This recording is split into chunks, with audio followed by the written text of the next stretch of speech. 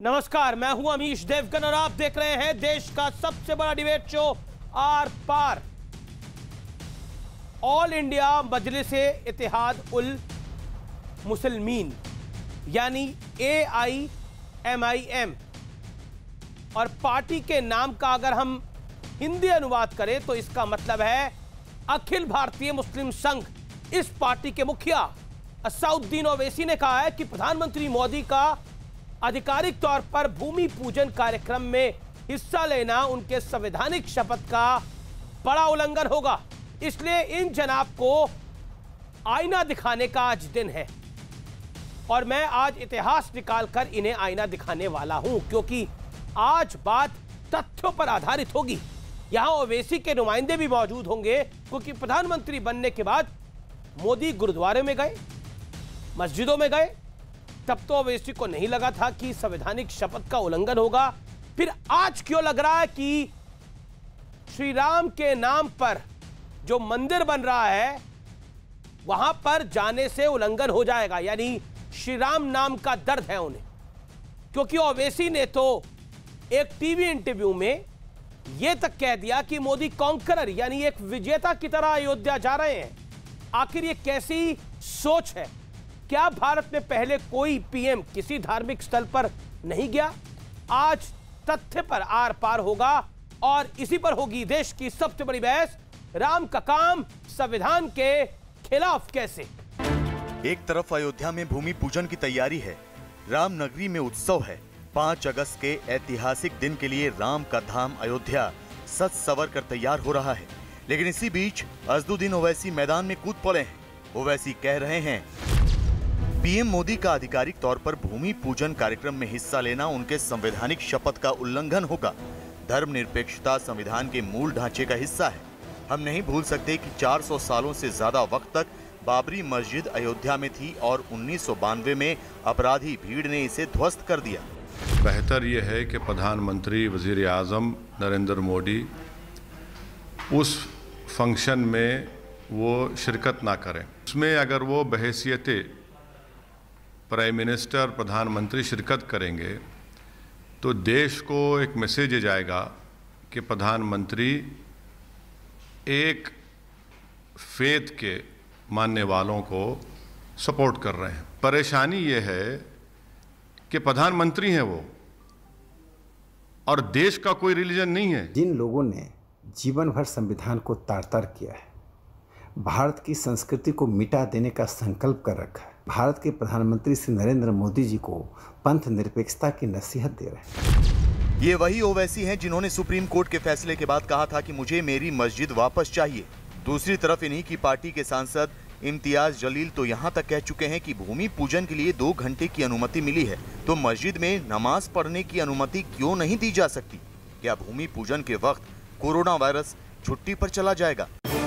लेकिन बड़ा सवाल उस मुद्दे को लेकर है जिसे ओवैसी ने उठाया है, क्योंकि 1951 में तत्कालीन राष्ट्रपति डॉक्टर राजेंद्र प्रसाद सोमनाथ मंदिर के उद्घाटन कार्यक्रम में शामिल हुए थे। इसके अलावा तमाम मंत्री और सांसद धार्मिक जगहों पर जाते हैं। ओवैसी साहब को ध्यान रखना चाहिए कि ये तमाम लोग भी संविधान की शपथ लेते हैं। तो आखिर पीएम मोदी के 2 घंटे के अयोध्या दौरे में ऐसा कौन सा तूफान खड़ा हो जाएगा, या फिर ओवैसी का दर्द कुछ और है? आज इसी पर होगी देश की सबसे बड़ी बहस।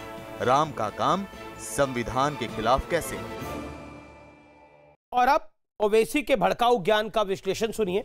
भूमि पूजन सांप्रदायिक बताते हैं, ट्वीट में बाबरी मस्जिद का जिक्र करते हैं। प्रधानमंत्री बनने के बाद मोदी गुरुद्वारे और मस्जिदों में भी जाते रहे हैं। पीएम का जाना गलत तो तमाम मुख्यमंत्रियों और प्रधानमंत्रियों का इफ्तार पार्टी देना कैसे सही हो सकता है? संविधान की दुहाई देने वाले ओवैसी ने संविधान की मूल प्रति को नहीं देखा। भारत की संस्कृति को दिखाने के लिए संविधान में श्री राम की तस्वीर है। संविधान सभा ने राम को संस्कृति माना है और ओवैसी उन्हीं श्री राम के मंदिर को जो सुप्रीम कोर्ट की अनुमति से बन रहा है उसको सांप्रदायिक बता रहे हैं। मेरे साथ इस पर चर्चा करने के लिए पहले राउंड में डॉक्टर संबित पात्रा है और सामने ओवैसी साहब के सिपहसालार असीम वकार साहब है। आप दोनों का अभिनंदन है। तो मैं उम्मीद करता हूं कि दोनों आप वैसे तो बीच में किसी के नहीं बोलते, लेकिन सीधे सवालों के जवाब देंगे। पहले बारी असीम बकार साहब आपकी है, और मेरा बहुत सीधा सवाल आपसे यह है कि जब संविधान की मूल प्रति में ही श्री राम की तस्वीर है, तो श्री राम के मंदिर का भूमि पूजन करना संविधान के खिलाफ कैसे हो जाएगा? श्री राम की मंदिर से विरोध नहीं है, विवादित मामले से विरोध है, क्योंकि ये जो जहां भूमि पूजन के लिए प्रधानमंत्री जी जा रहे हैं, इन्हीं ने एक ओथ ली है हिंदुस्तान के संविधान की। उस ओथ को मैं चाहता हूं प्रधानमंत्री जी दोबारा से सुने, क्योंकि ये जो मामला है अभी कोर्ट में पेंडिंग है। जिन लोगों ने मस्जिद को गिराया था, शहीद किया था, डेमोलिशन ऑफ बाबरी मस्जिद का केस अभी भी न्यायालय में लंबित है, अभी उस पर फैसला नहीं आया है, अभी दोषियों को सजा मिलना बाकी है। तो जब अभी केस लंबित है, अभी केस चल रहा है डेमोलिशन का, बाबरी मस्जिद डेमोलिशन का केस चल रहा है, मस्जिद डेमोलिशन का केस चल रहा है। वकार साहब, मैंने आपको 45 सेकंड दिए, लेकिन मंदिर पर केस कोई लंबित नहीं है, मंदिर पे डिसीजन आ चुका है। क्यूरेटिव पिटीशन जरूर लंबित होंगी, और जो आप विवादित ढांचे का केस बता रहे हैं, विवादित ढांचे का केस दूसरा है, वो इस केस के साथ कहीं से भी रिलेटेड नहीं है कि नहीं? Legal point of view, Advani साहब, मुरली मनोहर जोशी साहब ने क्या गिराया था? क्या कहीं और जाके कुछ गिराया था?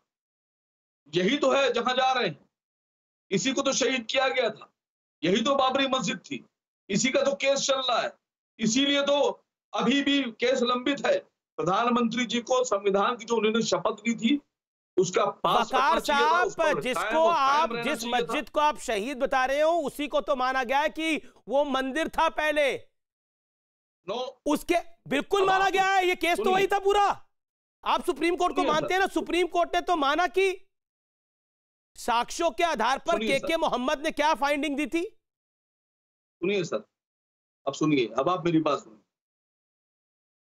न्यायालय ने, माननीय सर्वोच्च न्यायालय ने जो फैसला दिया, जस्टिस गोगोई साहब ने जो फैसला पढ़ा, वो हम सब ने सुना, पूरे देश ने सुना। जी जी जी। उसमें उन्होंने ये कहा है कि इस बात का कोई प्रूफ, कोई सबूत नहीं है कि मंदिर को गिराकर मस्जिद का निर्माण हुआ।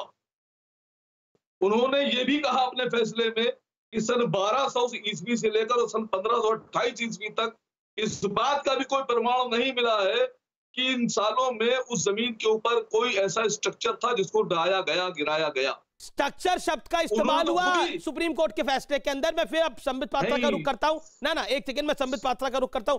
संबित पात्रा, ओवैसी साहब बहुत परेशान है, प्रधानमंत्री पूजन के लिए जा रहे हैं। ओवैसी साहब कह रहे हैं कि एक कॉन्करर की तरह, एक इंटरव्यू में अभी थोड़ी देर पहले उन्होंने बोला, एक कॉन्करर की तरह जा रहे हैं प्रधानमंत्री मोदी, एक विजेता की तरह जाएंगे प्रधानमंत्री मोदी। विजेता तो है ही, सत्य के विजेता है। केवल प्रधानमंत्री मोदी ही नहीं, आज प्रत्येक हिंदुस्तानी विजेता है। और ये विजय सुप्रीम कोर्ट के पटल पे तथ्यों के आधार पर प्राप्त किया हुआ विजय, ये कोई रेटोरिक नहीं है। और दूसरी बात है, मैं आपको स्पष्टतः बता दूं, ये डिबेट क्या हो रहा है। ये है शिलान्यास वर्सेस सत्यानाश। 5 तारीख को शिलान्यास होगा और कुछ लोगों का पूरी तरह से मानसिक सत्यानाश हो चुका है। सत्यानाश। कोरोना के साथ राम जी को कंपेयर किया जा रहा है। क्यों जाए राम जी के शिलान्यास के लिए, क्या हो जाएगा जाने से, इसको किसी प्रकार से बंद करना है, डिस्प्यूटेड स्ट्रक्चर है, शहीद हो गया, मतलब ये सत्यानाश, ये मानसिक सत्यानाश हुआ है। आप बताइए, सुप्रीम कोर्ट में सुनवाई हो गई, सुप्रीम कोर्ट ने कहा ठीक है मंदिर बनाइए, ट्रस्ट बन गया, मंदिर बन रहा है। इनके एक एजेंट गए थे अभी 3 दिन पहले, कोर्ट में जाके कह रहे थे कि नहीं, याचिका दाखिल कर रहा हूं, आप रोक दीजिए। उस याचिका को कचरे के डब्बे में फेंक दिया इलाहाबाद हाई कोर्ट ने। फिर भी ये सब चिल्ला रहे हैं। जहां तक ये सेक्युलरिज्म की बात है, अब मैं कहता हूं कि इनकी सेक्युलरिज्म की जो बात है ना, उसका आज मैं पोल पट्टी खोल के रखता हूं। देखिए, शिलान्यास करने 500 वर्ष से जो केस डेमोक्रेटिकली चल रहा था, उस 500 वर्ष के मंदिर के शिलान्यास करने चले जाने से इनका सेक्युलरिज्म खतरे में आ जाता है। वंदे मातरम बोल देने से इनका सेक्युलरिज्म खतरे में आ जाता है, क्योंकि इस्लाम खतरे में आ जाता है। जनगण मन गाने से इनका सेक्युलरिज्म खतरे में आ जाता है, क्योंकि भारत भाग्य विधाता इस्लाम के खिलाफ है। भारत माता की जय, अगर खंजर भी रख दोगे तो भी मैं भारत माता की जय नहीं कहूंगा, क्योंकि सेक्युलरिज्म खतरे में आ जाएगा। किंतु सेक्युलरिज्म खतरे में तब नहीं आता है जब जालीदार टोपी पहन के देश का प्रधानमंत्री इफ्तार पार्टी मनाता है। सेक्युलरिज्म खतरे में तब नहीं आता है जब अजमेर शरीफ में चद्दर चढ़ाने के लिए दिया जाता है और उसका सीधा प्रसारण होता है, प्रधानमंत्री देते हैं चद्दर, उस समय सेक्युलरिज्म खतरे में नहीं आता है। सेक्युलरिज्म खतरे में तब नहीं आता है जब ये लोग कहते हैं 15 मिनट के लिए पुलिस हटा दो, फिर देखो हम 100 करोड़ हिंदुओं का क्या करते हैं, उस समय सेक्युलरिज्म खतरे में नहीं आता है। सेक्युलरिज्म खतरे में तब नहीं आता है जब ये कहते हैं कि 15 करोड़ वर्सेस 100 करोड़। ये सेक्युलरिज्म नहीं है जनाब, ये जिन्नाइज्म है, जिन्नाइज्म।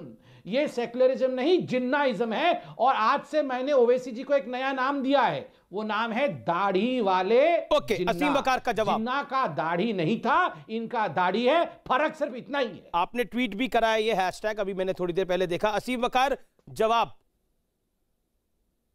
देखिए, जितनी बातें मैंने कही उनका एक का भी जवाब संबित पात्रा जी ने नहीं दिया। इधर की बात, उधर की बात, इधर की बात, उधर की बात, लेकिन जितनी बातें मैंने बोली उस पर एक अल्फाज भी संबित पात्रा जी नहीं बोले, क्योंकि बोलने के लिए है ही नहीं कुछ। मैंने न्यायालय का आदेश जो मैंने सुना, आप सबने सुना, मैंने वो पढ़ा। आप लोग कहते थे विवादित विवादित विवादित, जस्टिस गोगोई ने खुद ही कह दिया कोई विवाद नहीं, मंदिर तोड़कर मस्जिद बनाई ही नहीं गई, इसका कोई सबूत नहीं है, तो काहे का विवाद, किस बात का विवाद? आपने कहा साहब वहां पर प्रूफ मिले, खुदाई में प्रूफ मिले। न्यायालय ने अपने आदेश में कहा कि जो अंडरग्राउंड अवशेष मिले हैं खुदाई में वो गैर इस्लामिक है। उन्होंने ये नहीं कहा कि हिंदू टेंपल के हैं या हिंदू मंदिर के हैं। नहीं तो फिर किसके होंगे? आपको क्या लग रहा है? आप भी उदित राज की बात से सहमत है कि वो बौद्ध मंदिर के अवशेष हैं? सर आप मस्जिद, फिर मस्जिद तो वहां पर नहीं थी ना, नॉन इस्लामिक स्ट्रक्चर। नहीं, अभी तो आप तो मंदिर की डिबेट पे जा रहे हैं कि मंदिर, देखिए उसका फैसला आप और मैं तो बहुत छोटे हैं उसके मामले में, संबित पात्रा भी बड़े छोटे हैं। सुप्रीम कोर्ट उसका निर्णय कर चुका है। सुप्रीम कोर्ट ने कह दिया है कि वहां आप मंदिर बनाइए, तो उसके बाद आप, मैं, ओवैसी, संबित पात्रा कुछ भी कहते रहे, उसका कोई फर्क नहीं है। आज की बहस किस लिए है, मैं आज के टॉपिक पे लेके आता हूं। आपके नेता कह रहे हैं, एक सेकेंड, आपके सर्वा कह रहे हैं, आपके पार्टी के मुखिया कह रहे हैं कि श्री राम मंदिर के भूमि पूजन में अगर प्रधानमंत्री जाते हैं तो ये सेकुलरिज्म फैब्रिक, सेकुलर फैब्रिक के खिलाफ है, भारत के संविधान के खिलाफ है। संविधान की प्रति देखी है आपने? संविधान की प्रति पे भगवान राम की तस्वीर है। कहां से हटाएंगे भगवान राम को आप? भगवान राम तो इस देश की आत्मा में विलीन है, कहां से हटाएंगे? सर मैंने आपसे क्या कहा? आपने मुझसे कहा कि फैसला हो गया, आप क्या कहेंगे, आप क्या करेंगे? मैं आपसे कह रहा हूं कि जिस वक्त न्यायालय ने ये बात बोली फैसला देते वक्त जस्टिस गोगोई साहब ने, इस बात का कोई प्रमाण नहीं मिलता है कि मंदिर को तोड़कर मस्जिद बनाई गई, उस वक्त आपकी अंतरात्मा में क्या आवाज थी? आपकी अंतरात्मा भी तो कुछ होगी। चलिए मैं बताता हूं, आपकी अंतरात्मा ने क्या कहा आपसे? कुछ तो कहा होगा, वो बता दिए टीवी पर, अगर आप बताना चाहते हैं। दूसरी बात, भगवान राम से, ठीक है, संबित से सुन लेते हैं कि उनकी अंतरात्मा ने क्या। संबित पात्रा, आपकी अंतरात्मा ने क्या कहा, जवाब दे। चलिए ये शांत हो जाए। मेरी अंतरात्मा तो अभी कह रही है, मेरी अंतरात्मा कह रही है कि अगर ये जो ज्ञानी पुरुष यहां बैठे हैं, सारा तथ्य इनको मालूम था, तो ये बाकी लोग जो वकील वहां पर कर क्या रहे थे? इन्हीं को भेजना था ना केस लड़ने के लिए। देखिए कुल मिला के सुप्रीम कोर्ट में लास्ट में कहा कि वहां राम जी का जन्म स्थान है, वहां राम जी का मंदिर बनेगा, काम खत्म हो गया। मंदिर नहीं था, उसके नीचे खुदाई हुई थी, खुदाई में ये नहीं मिला था, खुदाई में वो नहीं मिला था। अरे भैया, इतना सारा नॉलेज इन्हीं के पास था, तो ये यहां टीवी स्टूडियो में क्यों बैठे हुए थे? ये सारा कुछ कागज उठा के सर के ऊपर जाना था ना, सुप्रीम कोर्ट में जाके दिखाना था, मिलॉर्ड ये कागज देखिए, ये देखिए। यहां बैठ के चिल्ला रहे हैं। देखिए असीम भाई, ये सब सत्यानाश हो रखा है। शिलान्यास होगा तो सत्यानाश होगा, कहीं पूजन होगा तो कहीं सूजन होगा। इनके दिल में, इनके दिमाग में सब सूजन हो रखा है। कहीं दीप जले, कहीं दिल जले वाली हालत है। ये सारे दिल जले बन के बैठे हुए हैं, और इन दिल जलों से लड़के हमें अपनी ब्लड प्रेशर नहीं बढ़ानी है। 4 दिन पहले इनको बहुत चिंता थी, आज वो नहीं बोल रहे हैं। 4 दिन पहले पता है क्या चिंता थी इनको? इनको चिंता थी 36 सेकंड में आरती कैसे होगी। तो फिर मैंने इनको टीवी चैनल में 20 सेकंड की आरती करवा दी, तब से ये 36 सेकंड की आरती पूछ नहीं रहे। ओके, असीम वकार को जवाब। असीम वकार, आज के पॉइंट पे आइए, आज के पॉइंट पे आइए, आज के पॉइंट पर आइए जो ओवैसी साहब ने बोला है। जब प्रधानमंत्री मस्जिद जाते हैं, गुरुद्वारे जाते हैं, आपको कोई दिक्कत नहीं है? सर, ओवैसी साहब ने बिल्कुल सच्ची बात बोली, बहुत ईमानदारी से बोले। आप किसी जगह जाइए, आप मंदिर जाइए, आप गुरुद्वारे जाइए, आप मस्जिद जाइए, आप गिरजाघर जाइए, आप इंसान हैं, आप अपने धर्म को मानते हैं, आप अपने मंदिर जाइए। लेकिन इस पर इसलिए विवाद हो रहा है कि ये अभी भी कोर्ट में पेंडिंग है। आप इस बात को समझने को तैयार नहीं। ये क्या आप लॉजिक दे रहे हैं? कहां से कोर्ट में पेंडिंग है? फाइनल जजमेंट आ चुका है। क्यूरेटिव पिटीशन, आप जिन क्यूरेटिव पिटीशन का बात कर रहे हैं उसका भी फिलहाल कोई जिक्र नहीं है। ये कैसे कोर्ट में पेंडिंग है? आपको लगता नहीं है कि कोर्ट इस पर रोक लगा देता? मुझे आना पड़ेगा। ओके, संबित बोलिए। सर सुनिए, संबित जी ने अभी मेरी 3 दिन पुरानी एक डिबेट की बात कही।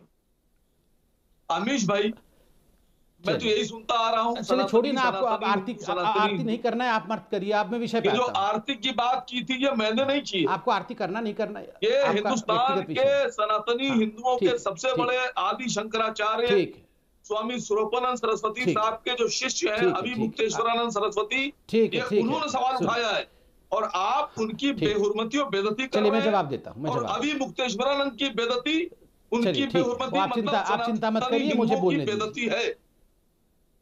ठीक है।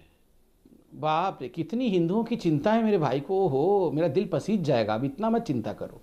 देखो अमीश भाई, मतलब हमारे यहाँ एक बहुत बड़ा, वैसे ये मुहावरा तो बच्चा बच्चा जानता है, बाप ने मारी मेंढकी बेटा तीरंदाज। बाप ने मारी मेंढकी बेटा तीरंदाज। मतलब ओवैसी जी ने जो नहीं कहा है, यहाँ उनके प्रवक्ता कह रहे हैं। आज ओवैसी जी ने भी ये नहीं कहा है कि पेंडिंग है केस इसलिए प्रधानमंत्री ना जाएं। वो कह रहे हैं प्रधानमंत्री अपने प्रधानमंत्री की क्षमता में ना जाएं, इंडिविजुअल बन के चले जाएं। मगर यहाँ ये बैठ के कह रहे हैं कि केस कोर्ट में अभी पेंडिंग है। ये कौन से, ये मंगल ग्रह की कोर्ट में पेंडिंग है? नहीं, कौन से ग्रह के केस, कौन से ग्रह में पेंडिंग है भैया? मतलब कहां से पढ़ के आप लोग आते हैं? कौन से कोर्ट में पेंडिंग है? इलाहाबाद कोर्ट में गए थे ना आपके वो जो भाईजान, क्या हुआ? फेंक दिया उसको इलाहाबाद हाई कोर्ट ने ना, होगा शिलान्यास का। फिर भी आप मुझे बताइए कौन से कोर्ट में पेंडिंग है कि वहां मंदिर नहीं बन सकता है? मतलब बाप ने मारी मेंढकी बेटा तीरंदाज, एक से बढ़कर एक सत्यानाशी आए हुए हैं और हमारा भी ब्लड प्रेशर बढ़ा रहे हैं डिबेट में। जी, मैं अब तो आप तीरंदाज बन गए, फिर इसका मतलब आप तीरंदाज हो गए। संबित जवाब देंगे। आप तीरंदाज हो गए। संबित, असीम वकार कह रहे हैं कि आप तीरंदाज हो गए हैं।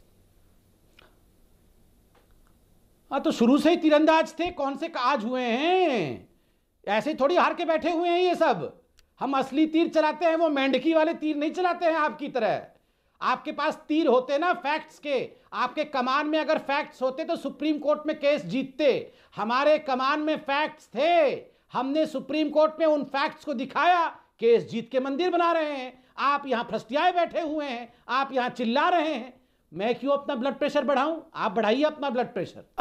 असीम वकार, इसमें तो कोई दोहराई नहीं है। मेरे साथ अब शोएब जमई भी हैं मेरे साथ इस चर्चा के अंदर। अब जुड़ रहे हैं महंत नवल किशोर दास जी, उनका भी अभिनंदन है। मैं असीम वकार आपसे 30 सेकंड में जाना चाहूंगा, आप इसका जरूर जवाब दें।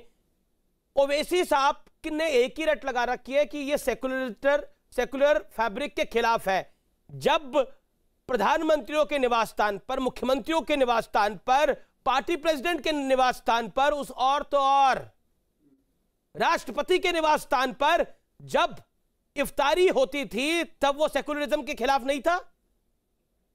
इफ्तारी सेकुलरिज्म के पक्ष में है, राम मंदिर का पूजन सेकुलरिज्म के खिलाफ है। और आपकी पार्टी का तो नाम ही एक धर्म के नाम पर है,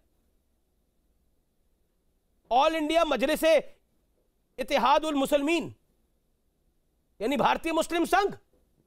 असीम वकार, ऑडियो आप तक नहीं जा रहा, हम दोबारा आपको करेक्ट करते हैं। शोएब जमई है मेरे साथ। शोएब जमई, प्रधानमंत्री को जाना चाहिए या नहीं जाना चाहिए? देखिए, जहां तक आस्था की बात है करोड़ों हिंदुओं की, तो कोई भी बात मैं ऐसा नहीं करना चाहूंगा कि आज उनकी आस्था को चोट पहुंचे। बहुत सारी अतीत की बातें हुई और बहुत सारी चर्चाओं में हम भाग लेते रहे, लेकिन आज जो बात हो रही है, आज जो सटीक मुद्दा ये है कि प्रधानमंत्री मोदी जी एक सेकुलर मुल्क के प्रधानमंत्री हैं और जिस संविधान की शपथ लेकर के प्रधानमंत्री आते हैं उसका पास रखना चाहिए। और मैं जहां तक जानता हूं कि सेकुलरिज्म का मतलब ये है कि एक सरकार, एक स्टेट अपने आधिकारिक हैसियत से किसी धर्म को प्रोपगेट नहीं करती है और ना ही किसी धर्म की बुनियाद पर कोई नीतियां बनाती है। तो अगर प्रधानमंत्री आज प्रधानमंत्री की हैसियत से किसी धार्मिक जगहों पर जाकर उसकी प्रोपगेशन करते हैं, उसकी कोई शुरुआत करते हैं जिसके पीछे एक बहुत बड़ी लंबी लड़ाई रही, एक धार्मिक जो है लोगों की मतलब भावनाएं जुड़ी रही, तो मुझे लगता है कि ये आज की दृष्टि में जो कोरोना काल चल रहा है, बहुत सारी आर्थिक समस्याओं से भी हम घिरे हैं, बहुत सारी चीजें, तो मुझे लगता है कि इससे प्रधानमंत्री जी अगर बच जाते तो बहुत अच्छा होता है। बाकी जो कर रहे हैं वो उस पर मैं सवाल नहीं उठाता हूं। बाकी लोग जो इतना पूजा करना चाहें, जो भी उस पर मेरा मुझे अधिकार नहीं है। लेकिन एक सवाल मैं पूछना चाहूंगा अमीश जी, बस 20 सेकंड में खत्म करता हूं अपनी बात।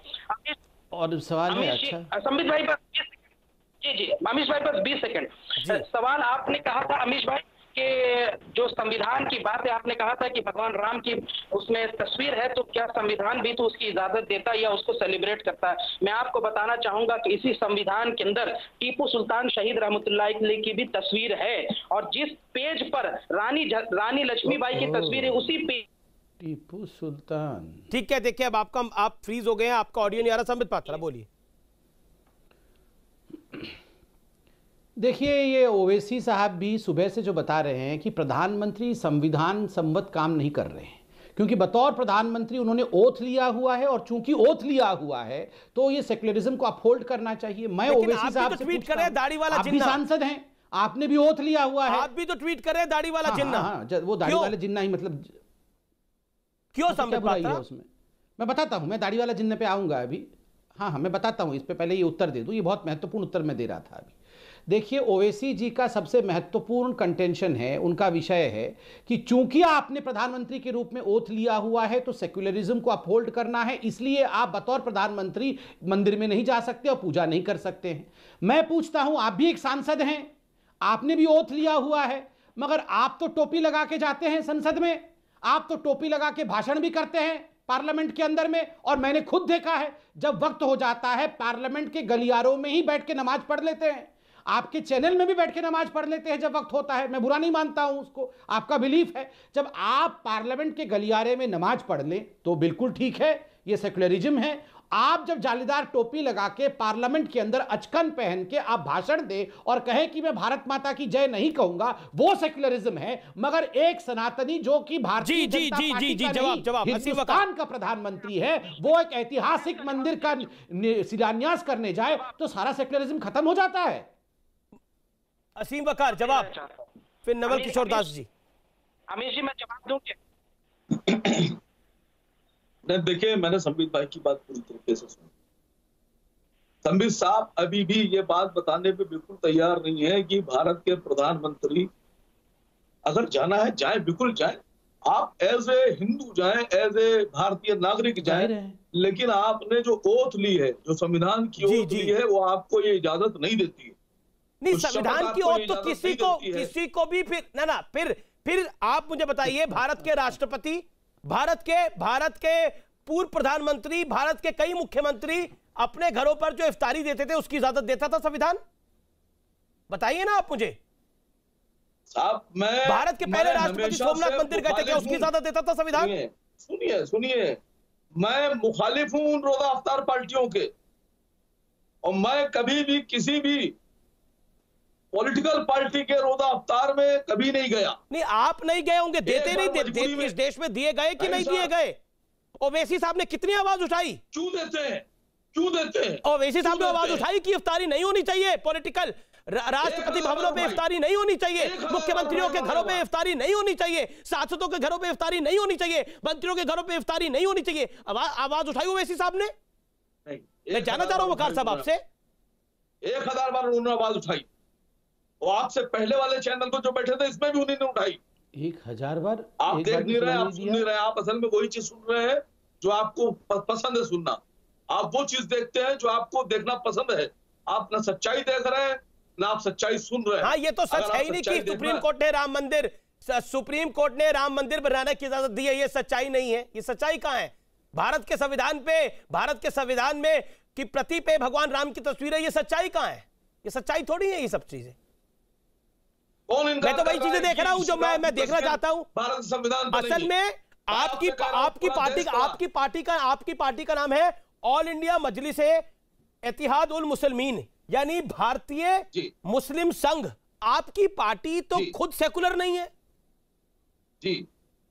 कितनी सांसद है आपकी पार्टी के? एक सेकंड, कितने सांसद और कितने विधायक हैं आपकी पार्टी के?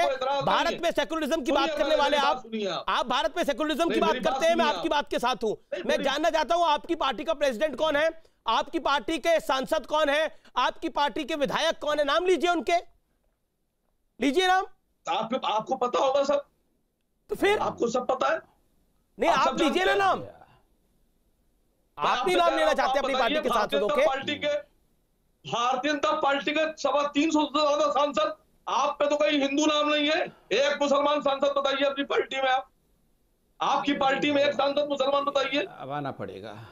कौन सांसद है आपकी पार्टी में जो जीत? तो आपकी पार्टी का तो नाम ही कम्युनल नाम है साहब। हमारी पार्टी का नाम है, लेकिन हम दिल से कम्युनल नहीं है। अमीश भाई, ओके, ये दिल से कम्युनल नहीं है। बीजेपी का नाम भारतीय जनता पार्टी है, लेकिन ये दिल से कम्युनल है। यही कहना चाह रहे हैं आप संबित पात्रा। देन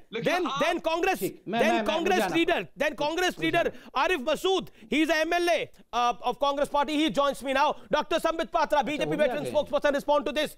अच्छा, ये दिल से कम्युनल नहीं है, इनकी पार्टी का नाम कुछ भी हो। देखिए, आप विशुद्धू परिषद, चलिए मैं इनकी दिल की आवाज अभी सुनाऊंगा आपको, आप सुन के हतप्रभ रह जाएंगे। जो मैं बोलने वाला हूं, जो मैं बोलने, वीएचपी एक धार्मिक संगठन है।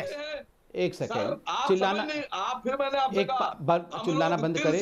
तो अमीश भाई जरा इनका आवाज, इनको बोलिए, शांत रहेंगे, क्योंकि जो मैं बोलने वाला हूं ये ऐतिहासिक बोलूंगा। संबित रिस्पॉन्ड। ठीक है, सुनिए, अभी मैं नकाब उतारता हूं।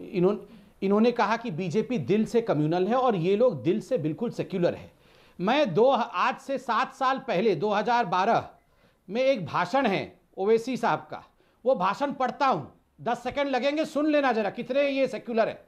राम जी को लेकर ये भाषण है और पूरी जनता सुने इस भाषण को कि ओवैसी को मैंने आज दाढ़ी वाला जिन्ना क्यों कहा है और राम जी को लेकर ओवैसी ने क्या कहा है। सुनिए, ये यूट्यूब पे भी ये देख सकते हैं आप।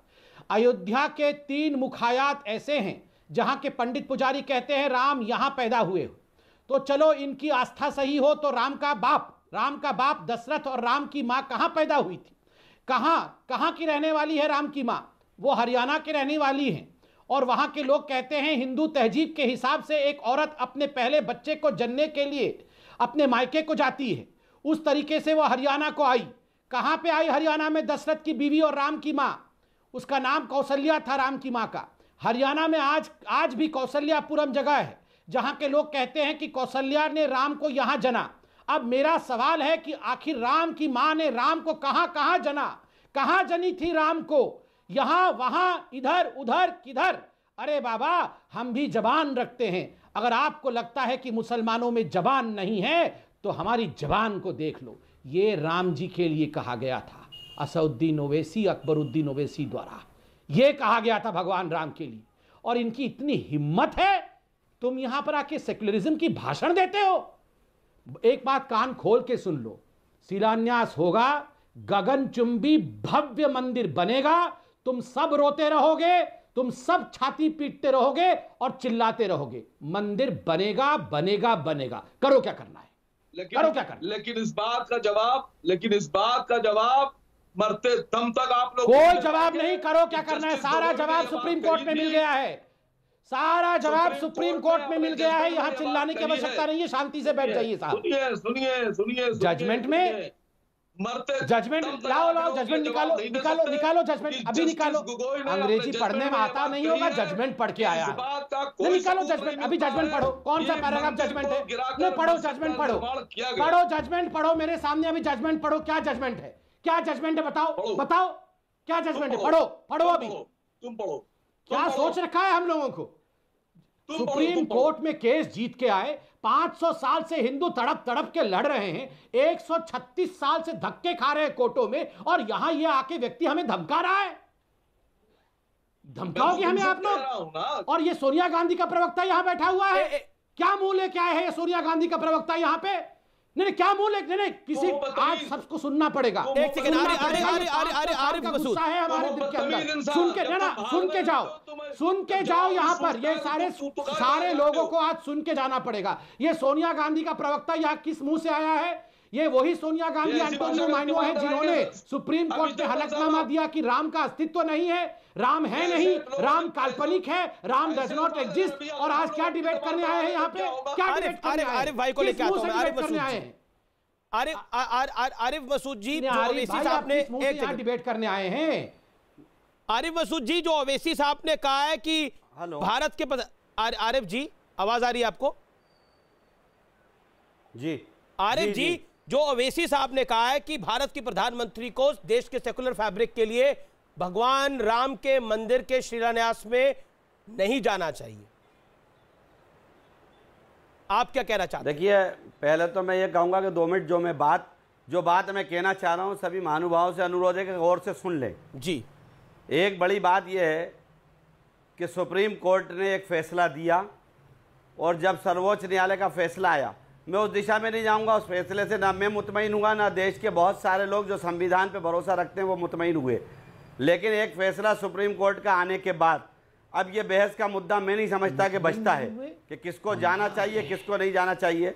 हमारी बाबरी मस्जिद हमसे लेकर अगर सुप्रीम कोर्ट ने तय कर दिया, एक दूसरे फरीक को दे दी, क्योंकि 2 लोग गए थे, 2 पक्ष गए थे अदालत, और एक पक्ष ने लड़ाई लड़ी और एक पक्ष को नाउमीदी मिली। नहीं, बाबरी मस्जिद में विवादित ढांचा, सुप्रीम कोर्ट ने उसको सर्वोच्च न्यायालय के कहने के बाद, एक सेकंड आरिफ मसूद साहब, मेरी बात सुन ले पहले। आपकी बात तो सुनो, लेकिन आप बाबरी मस्जिद बोल रहे हैं, बाबरी मस्जिद नहीं है, विवादित ढांचा है, वो विवादित ढांचा था। नहीं, वो आपके हिसाब से होगा, हमारे हिसाब से जिंदगी के आखिरी लम्हे तक वो था, और अब हम कानून के हिसाब से है भैया, फैसला आने के हमारे बाद हिसाब से नहीं, कानून के हिसाब से नहीं जाना चाहते। और मैं तो आज की तारीख में आप लोगों से ये दरखास्त करता हूं कि देश किस मुहाने पे जा रहा है इसकी किसी को चिंता नहीं है, देश को कहां ले जाना है कोरोना की किसी को चिंता नहीं है, कितने लोग कहां कहां मारे जा रहे हैं इसकी चिंता नहीं है। राहुल गांधी को चिंता है, बाल बढ़ा के भाषण दे रहा है, रोज डिबेट नहीं हो रही है। आज भी हम इन बातों पर डिबेट कर रहे हैं कि हमें क्या करना चाहिए। देश को एक बात समझ लेना चाहिए, ये देश में हर मजहब बीजेपी के राष्ट्रीय प्रवक्ता डॉक्टर का अधिकार है, ये सबके राइट है। आरिफ मसूद की बात का जवाब देंगे। के कुछ कह देने से पूरे हिंदुस्तान के मुसलमानों का फैसला नहीं हो जाएगा। अब ये शांत हो जाएं, मैंने सुन लिया पूरा। आज भी बहुत सारे लोग आरिफ मसूद क्या बोला आपने? आज भी इत्तेफाक नहीं रखते। नहीं, बिल्कुल नहीं, इत्तेफाक ना रखते हो, लेकिन सुप्रीम कोर्ट का निर्णय तो सुप्रीम कोर्ट का निर्णय होता है। संबित पात्रा, संवैधानिक न्यायालय का फैसला है, इसलिए एक्सेप्ट करा। एक सेकंड, और जबरदस्ती आप इनकी आवाज को जरा कम करिए, ये बहुत कुछ बोल गए हैं। बोलिए, सुनिए, शांति से बैठ के सुनिए यहाँ पे। आरिफ जी, आरिफ अब आपने काफी देर बोला, संबित पात्रा को सुनिए। इनकी आवाज कम करिए जरा। आरिफ जी की, मुख्यमंत्री आरिफ जी ने बहुत देर बोल लिया, बहुत गलत भी बोल लिया है, आप बोलने दिया जाए हमें। और लोगों को अरे महाराज, आप ही नॉन स्टॉप नहीं बोलेंगे, 3.5 मिनट से आप बोल रहे हैं। संबित पात्रा को सुनिए ना। महंत, एक सेकेंड, महंत नवल किशोर दास जी भी काफी देर से इंतजार कर रहे हैं। एक सेकेंड, बोलिए संबित। आप बहुत बड़ा बोले आरिफ जी। देखिए आरिफ जी, क्या सर उठा के जो आज डिबेट, नहीं सुनिए, मेरी बात सुनिए जरा। मैं गुस्सा से नहीं बोलूंगा, मगर मैं बहुत पीड़ित हूं आज। इन्होंने कहा कि हम मुतमईन नहीं हैं, हम नहीं मानते सुप्रीम कोर्ट के इस वर्डिक्ट, मगर करे क्या? ये नहीं मानते हैं, ओवैसी नहीं मानते हैं, वकार नहीं मानते हैं, मतलब कहां पे आप सरिया कोर्ट में जाएंगे? अब इस देश में सुप्रीम कोर्ट को नहीं माना जाएगा, सरिया कोर्ट में होगा। और आरिफ साहब, आप क्या मुंह उठा के यहाँ डिबेट करने आ गए? आरिफ साहब की आवाज को कम किया जाए, मैंने इनको पूरा सुना है, ये बीच में चिल्लाना बंद करे, मुझे बोलने दिया जाए। मेरे भगवान राम के मंदिर के ऊपर निरंतर आक्रमण हो रहा है, मुझे बोलने का अधिकार है। जब हम बोल रहे हैं, आरिफ जी कृपया शांति से सुने, कृपया शांति से सुने। मैं आपके बीच में नहीं बोल रहा था, मैं रिक्वेस्ट कर रहा हूँ। अमीश जी, आपसे भी रिक्वेस्ट कर रहा हूँ कि आप इनकी आवाज को डाउन करें, मुझे सुन लिया जाए। केवल 20 सेकंड बोलूंगा, उसके बाद आप फ्लोर आरिफ जी को दे दीजिएगा। जो लोग अस्पतालों में आप इनकी आवाज को कम रखिए। आरिफ जी, आरपी के सवाल का जवाब दे रहे हैं, लड़ना नहीं चाहता हूँ, इन लोगों ने माहौल बिगाड़ा। जवाब देने दीजिए ना उनको। मुझे जवाब दिया जाए, जवाब देने का मौका दिया जाए। आरिफ जी, आप क्यों मुंह उठा के यहाँ पे डिबेट करने आए हैं? आप ही की है ना सोनिया गांधी ने एफिडेविट दिया था ना, Ram does not exist, Ram का कोई वर्चस्व नहीं है, राम काल्पनिक पात्र है, यही कहा था ना। मणिशंकर अय्यर ने कहा था ना, कौन से कमरे में पैदा हुआ था राम, लाओ सर्टिफिकेट, कौन से कमरे में पैदा हुआ था। शशि थरूर ने यही कहा था ना, कोई अच्छा हिंदू राम मंदिर बनाना नहीं चाहता है। हिंदू आतंकवाद, हिंदू पाकिस्तान, राम मंदिर को लेकर किसने कहा था? शांति से बैठिए जरा, शांति से, इनको चुप कराइए। अमीश भाई मैं लड़ना नहीं चाहता हूं, मैं इनके ऊपर व्यक्तिगत नहीं होना चाहता हूं, शांति से बैठे। ये मेरा गुस्सा है, ये मेरा गुस्सा कांग्रेस पार्टी पे है, मैं सोनिया जी को एड्रेस कर रहा हूं, इनको बीच में मत लाइए। ये जो जनेऊधारी बनते हैं, ये राहुल गांधी जो कोर्ट के ऊपर जनेऊ पहन के बैठते हैं, और ये जो प्रियंका गांधी राधे मां बनी हुई थी, ये पूरा वेशभूषा धारण करके राधे मां बनी हुई थी, ये सारे के सारे इलेक्शन के समय राधे मां बन जाती है, पंडित बन जाते हैं। कहां है ये सबब? निकल कर नहीं बोल सकते हैं कि हाँ मंदिर बनना चाहिए? अपने एजेंट को भेजते हैं वहां पर जाके कि जाके याचिका दो, PIL दाखिल करो कि प्रधानमंत्री जाके शिलान्यास नहीं करेंगे। अरे उस समय भी बाबर था, अभी भी मायनो है। ये देश की जनता बुद्धिमान जनता है, सब देख रहा है। तुम लोग हिंदुओं के ऊपर जिस प्रकार आक्रमण कर रहे हो ना। जी आरिफ कुछ कहना चाह रहे हैं। मैंने आरिफ अब आप बोलिए, मैं आपको 40 सेकंड देता हूं। वो क्या कहेंगे? ये आरिफ क्या बोलेंगे? ये तो सुप्रीम कोर्ट को भी नहीं मानते हैं, ये क्या बोलेंगे? जो सुप्रीम कोर्ट तक से मुतमईन नहीं है, वो उसको बोलने का अधिकार नहीं है इस देश में। क्या बोलेंगे? आप बताइए, ये सुप्रीम कोर्ट को मानते हैं? इन्होंने आपके शो में कहा है कि मैं मुतमईन नहीं हूं सुप्रीम कोर्ट से। जो व्यक्ति, अरे हम जैसे लोगों ने तुम जैसे लोगों को सही एक सेकंड आरिफ को लेके आइए स्क्रीन पर। आरिफ जी एक सेकंड, संबित पात्रा रुकिए। महंत जी, मैं बहुत माफी के साथ कह रहा हूं, मैं आपके पास नहीं आ पा रहा, मैं आपके पास अगले 1 मिनट में आऊंगा, मेरा वादा है आपसे। मैं माफी के साथ कह रहा हूं, आप देख ही रहे हैं कैसी चर्चा चल रही है। सुबुई खान इंतजार करिए, सुप्रीम कोर्ट की वकील है, उनके पास भी मैं नहीं जा पा रहा। एक सेकंड महंत जी, मैं आपके पास आऊंगा। आरिफ भाई आराम से ना, आप भी अपनी बात को कहिए, बाकी भी अपनी बात को कहें। आरिफ भाई, मैं आपसे जानना चाहता हूं। अविनाश जी, इनको आप बोलिए, इस तरह के खड़े नाम ये ना ले, जिस तरह के सोनिया गांधी, राहुल गांधी, इनको इस तरह नाम लेने का अधिकार नहीं दे दिया। नहीं, नाम तो कोई भी किसी का ले सकता है। आप लोग प्रधानमंत्री मोदी का नाम ले सकते हैं, अमित शाह का नाम ले सकते हैं, JP नड्डा का नाम ले सकते हैं। भगवान है, आप भगवान राम को काल्पनिक बोल दें और हम सोनिया जी का नाम भी ना ले, वाह। अरे हम तो मतलब ब्रह्मांड सोनिया जी ने बनाया है।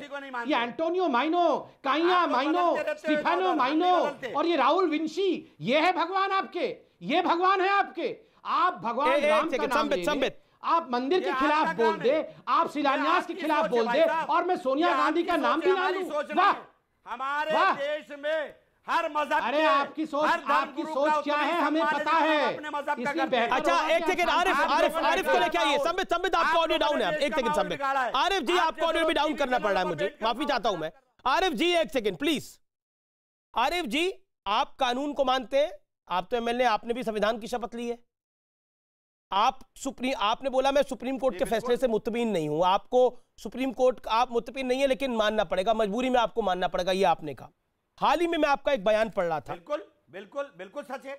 जी आप सुप्रीम कोर्ट का फैसला आप मानते नहीं है, लेकिन आपको मानना पड़ेगा, मुतमीन नहीं है आप उससे, लेकिन आपको मानना पड़ेगा। अभी आपने कहा, पिछला आपका एक बयान पढ़ रहा हूं, त्योहारों के समय लॉकडाउन करने के फैसले की मैं घोर निंदा करता हूं और इस पर मैं आंदोलन करूंगा। इस लॉकडाउन में राखी और कुर्बानी दोनों त्योहार प्रभावित होंगे। मध्य प्रदेश में कुर्बानी हर हाल में होगी। नहीं, आप मतलब कोरोना की, आपको अभी आप कह रहे थे आपको कोरोना की चिंता है, लेकिन कुर्बानी आप हर हाल में चाहते हैं हो जाए। कोरोना की चिंता है या कुर्बानी की चिंता है? नहीं, अब बात सुनिए अभिनव। ना अविनाश, बात सुनिए, आप बात सुनिए। बिल्कुल, इसीलिए मैंने आज आपको बहस में बुलाया। मैं इस सवाल का भी जवाब आपसे लूं, क्योंकि बड़ी आपको कोरोना की फिक्र है, राम मंदिर को लेकर कोरोना की फिक्र है आपको। बिल्कुल दूंगा। जी कुर्बानी तो हर हाल में करेंगे आप, इसका मतलब क्या है? चिंता है, अगर कोविड-19 के मापदंडों का पालन करते हुए हमें अपने धर्म का, आस्था का पूरा करने का अधिकार मिलता है, वो कैसे छीन सकते हैं? कोविड-19 का पालन किया जा रहा है। अच्छा, नहीं तो आप कह रहे हैं कि मैं सरकार के फैसले को नहीं मानूंगा, पुलिस की बात नहीं मानूंगा, सुप्रीम कोर्ट का अगर राम मंदिर पे फैसला आ गया तो मजबूरी में हमें मारना ही पड़ेगा। यानी आप कानून को नहीं मानेंगे, आप सरकार को नहीं सुनेंगे, आप कहेंगे मैं कुर्बानी तो हर हाल में दूंगा। लगा रहे हैं, ये तो आप कयास लगा रहा है। मैं कयास क्या लगा रहा हूं? उसका मतलब यही है। इसका मतलब क्या है? आरिफ जी, इसका मतलब क्या है ना? आरिफ जी, इसका मतलब क्या है? इसका मतलब क्या है इस बयान का? आप कर रहा हो, आप लड़ाने की बात कर रहा हूं। मैं लड़ाने की नहीं बात कर रहा, मैं तो आपसे सीधा सवाल पूछ रहा हूं। मैंने तो संबित पात्रा से इसका जवाब भी नहीं लिया। लड़ाने की बात क्या कर रहा हूं? मैं बांटने की कर रहा हूं। मैंने कहा कोई फैसला, आप ही ने बोला सुप्रीम कोर्ट का फैसला आ गया लेकिन हम मुतमीन नहीं है। आपकी जबरदस्ती थोड़ी है कि आपकी हर बात हम मान ले। नहीं, मेरी जबरदस्ती नहीं है, लेकिन आपकी भी जबरदस्ती नहीं है मियां, आपकी भी जबरदस्ती नहीं है। पर नहीं, आपकी भी जबरदस्ती नहीं है, कानून की जबरदस्ती चलेगी अमीश देवगन पे भी और आरिफ पे भी। संविधान को नहीं मानना। आरिफ और अमीश देवगन दोनों पे कानून की जबरदस्ती चलेगी। फैसले आने के बाद कौन चिल्लाया? सुप्रीम कोर्ट के बाद एक आंदोलन बताइए।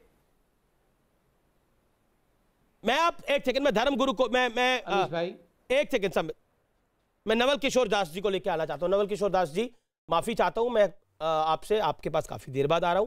नवल किशोर दास जी, ये जो पूरा बवाल खड़ा करने की कोशिश हुई है सेकुलरिज्म के नाम पर, संविधान के नाम पर, कि श्री राम लला के मंदिर पर प्रधानमंत्री मोदी भूमि पूजन पे नहीं जाने चाहिए बतौर प्रधानमंत्री।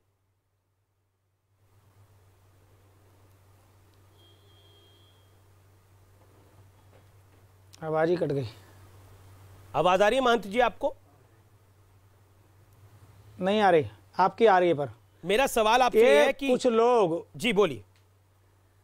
मैं सुन, देखिए पूरा देश प्रसन्न है, आनंदित है, उल्लासित है।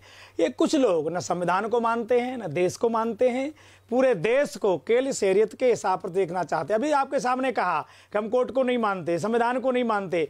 कोई भी प्रधानमंत्री, अभी आपने प्रश्न किया था इनसे कि 4 पार्टियां होती थी तब धर्मपेच पे कोई दिक्कत, कोई जवाब मिला आपको? मिलेगा भी नहीं, क्योंकि इनके अनुकूल हो बहुत अच्छा है साहब, इनके प्रतिकूल हो बहुत बुरा है साहब। ये चाहते हैं कि जो हम चाहें वही हो। तो ये पाकिस्तान नहीं है, ये हिंदुस्तान है।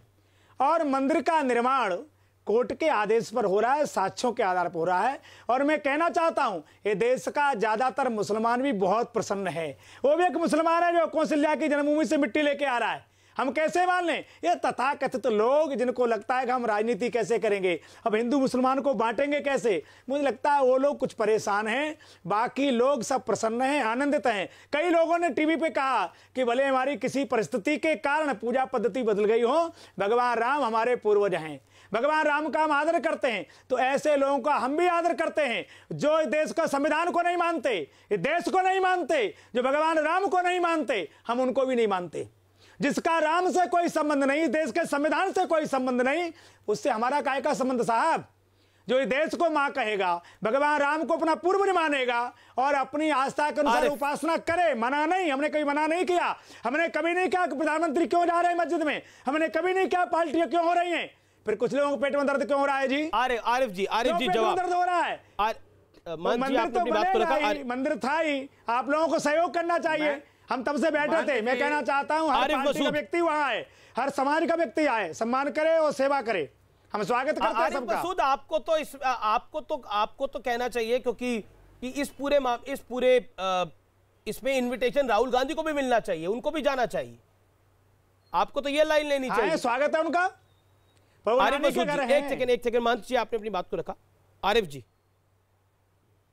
आरिफ बोलिए।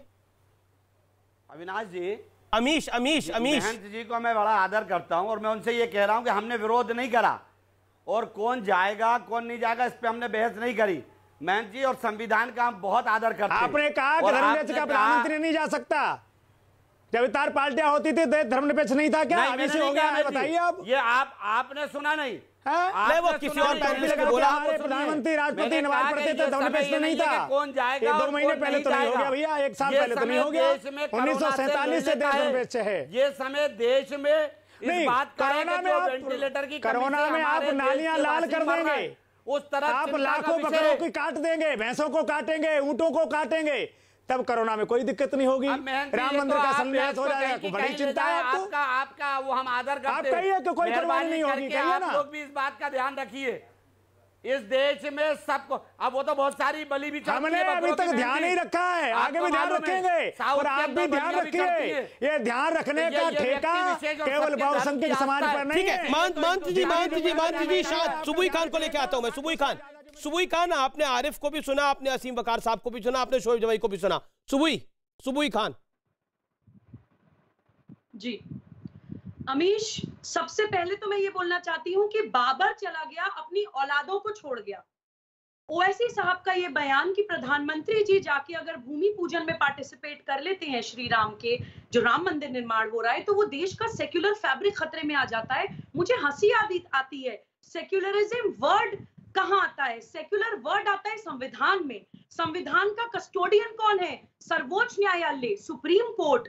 संविधान के भी कस्टोडियन ने इतने लंबे केस चलने के बाद सारे तथ्यों के आधार पे प्रॉपर मेरिट्स पे केस डिसाइड करके राम मंदिर निर्माण के फेवर में जजमेंट दिया।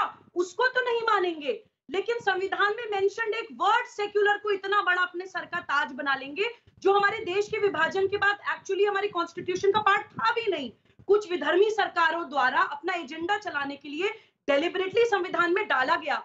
और चलिए डाल भी दिया था तो उसके रियल सेंस में इस्तेमाल कर लेते, उसको सूडो सेंस में इस्तेमाल किया। लेकिन मैं इस बात से खुश हूं कि इन बाबर की औलादों ने एक काम बहुत अच्छा किया है। उस सूडो सेक्युलरिज्म से जो हमारे देश का युवा भटक रहा था, जो हमारे देश का जी, आरिफ कुछ कहना चाह रहे हैं, असीम वकार भी कुछ कहना चाह रहे हैं। एक सेकंड आरिफ, पहले आप। सबको इन्होंने हिंदू होने का एहसास दिला दिया। आरिफ, एक्चुअली में हमारे देश का यूथ जानता है कि उसको अब हिंदुइज्म के साथ और हिंदू संस्कृति के साथ मेरा निवेदन है कि बहस को हिंदू मुसलमान ना करा जाए, टॉपिक पे रहा जाए, जो टॉपिक है आज का। ओके आरिफ जी। हिंदू में एक संस्कृति की बात करती हूँ, प्लीज मुझे 5 सेकंड्स दीजिए। जब मैं यही कहना चाह रहा हूँ कि इस देश में बहुत हो गया बंटवारा, आपस में लड़ाना। मेहरबानी करके अब देश में जो वास्तव में देश के आप भी कहते हैं ना कि उस तरफ पर बहस होना चाहिए। आप भी कहते हैं कि कुर्बानी हर हाल में करेंगे। ये तो आप सोचिए ना। बिल्कुल, मैं ब्रेक के लिए राखी का उसको उड़ा रहा हूं आप। अमीश भाई, राखी भी मैंने बोला था, राखी भी मैंने बोला था, लेकिन आपने लास्ट लाइन बोली मध्य प्रदेश में कुर्बानी हर हाल में होगी। ये हिटलरशाही है।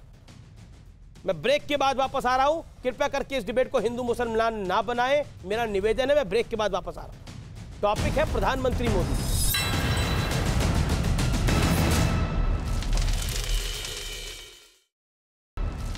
Welcome back. आप देख रहे हैं आर पार। मैं सीधा संबित पात्रा का रुख करता हूं। संबित पात्रा, महाराष्ट्र के सीएम उद्धव ठाकरे ने, आपने भी उस पर ट्वीट करा है, ई पूजा का जिक्र किया है कि ई पूजा भी करी जा सकती है, जो कांग्रेस के समर्थन से सरकार चल रही है।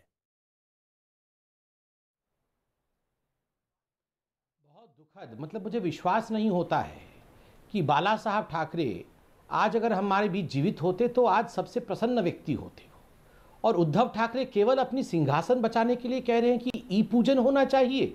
ये लोग जो ई सेक्युलरिस्ट बने हुए हैं ना, मैं आज तमाम न्यूज़ 18 के व्यूअर्स से कहूँगा कि इन ई सेक्युलरिस्ट को आप सब जरा ई श्राप दीजिए। घर में बैठ के ही कोविड के नियम को पालन करते हुए मोबाइल से ही ई श्राप देना है कि जाओ अगली बार सत्ता में नहीं आओगे। जब अगली बार चुनाव का नतीजा आएगा तो पिता पुत्र बोल रहे होंगे ई का हो गया, ई का हो गया। हाँ, ई पूजा कराएंगे। मगर छोड़िए, वो तो आजकल सोनिया सेना बना हुआ है, शिवसेना, उनके विषय में बात करके कोई लाभ नहीं है, दुनिया उनको जानती है। मगर ये जो असली गद्दार हैं देश के, जिन्होंने, अब देखो सबसे बड़ी बात है कांग्रेस पार्टी। देखिए 2019 में याद करिए, कोर्ट के पटल में खड़े होकर कपिल सिब्बल, असदुद्दीन ओवैसी कह रहे थे सुनवाई नहीं होनी चाहिए किसी भी कीमत पर। 2019 के लोकसभा के चुनाव के बाद सुनवाई होनी चाहिए। और तो और धमकी दी थी इनके एक वकील ने, एक बड़े वकील ने अपना गाउन उतार के फेंक दिया था। कोर्ट ने उस पर उनको लताड़ा था कि अगर सुनवाई हो गई तो मैं नहीं आऊंगा, ऐसा धमकी दिया था। और तो और कोर्ट के फ्लोर में खड़े होकर भगवान राम के मंदिर के नक्शे आरिफ मसूद जवाब। आरिफ भाई अब क्या बोलेंगे? नहीं, जवाब उनका जवाब भी आप ही देंगे क्या संबित? ऐसा तो नहीं हो सकता। बढ़वाइए आप पहले, वॉइस बढ़वाइए। नहीं जवाब दे, नहीं जवाब। आज जब मंदिर बन रहा है, आपकी आवाज, आपकी वॉइस बड़ी हुई है, आपकी वॉइस बड़ी हुई है, आप बोलिए, आपकी आवाज आ रही है, बोलिए। वॉइस कम रहे तो अच्छे है, वॉइस बढ़ा के क्या करवाना है भैया? बात कह रहा हूं, जो 3-4 वोट भी मिल रहा होगा वो भी घट जाएगा वॉइस बढ़ाने से। क्या कहा?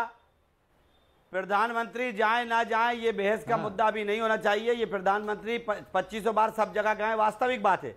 देश के दूसरे प्रधानमंत्री भी गए, जवाहरलाल नेहरू जी भी गए, इस पे कोई बहस का मुद्दा नहीं है। और अगर एक व्यक्ति ने जवाहरलाल नेहरू जी सोमनाथ मंदिर नहीं गए, मना कर दिया। याद दिलाइए या ना ना ना ना ना अभी नेहरू जी को एक्सपोज करता हूं। सोमनाथ और मेरे पास समय फिलहाल इतना ही है। मैं माफी चाहता हूं, मैं कई मेहमानों के पास इस दौर में अब नहीं जा पाऊंगा। फिलहाल आर पार में इतना ही। आप देखते रहिए न्यूज़ 18 इंडिया। नमस्कार।